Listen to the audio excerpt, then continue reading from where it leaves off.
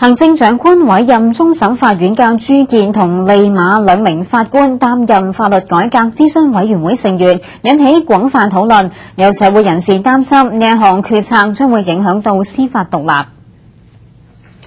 議員陳偉智認為行政長官委任終審法院兩名法官擔任法律改革諮詢委員會成員嘅安排唔恰當。佢認為決策會影響司法獨立，又認為冇咁嘅必要喺終審法院入面尋找相關嘅法律界人才。呢個法諮委咧本身嘅一個職能咧係有好強嘅一個實務性同埋參與性裏邊，而呢兩位終審法院嘅法官咧，佢本身應該喺個司法方面咧係保持翻呢個獨立。選取一個司法官進入呢個法諮委提供意見咧，我個人覺得咧係退休嘅司法官咧係會更加係理想嘅。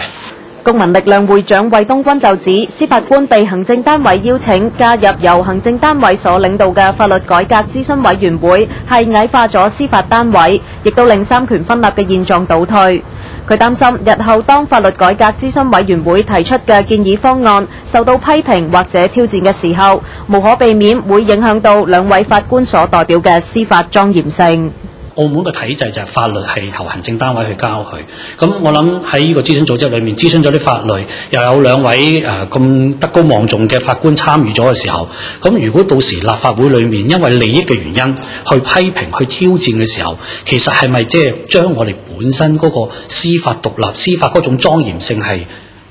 拉倒呢？不過，律師公會秘書長石立恩就認為，兩位法官身兼委員會成員之後，唔會對佢哋嘅法院職務造成衝突。我相信唔會同佢哋本身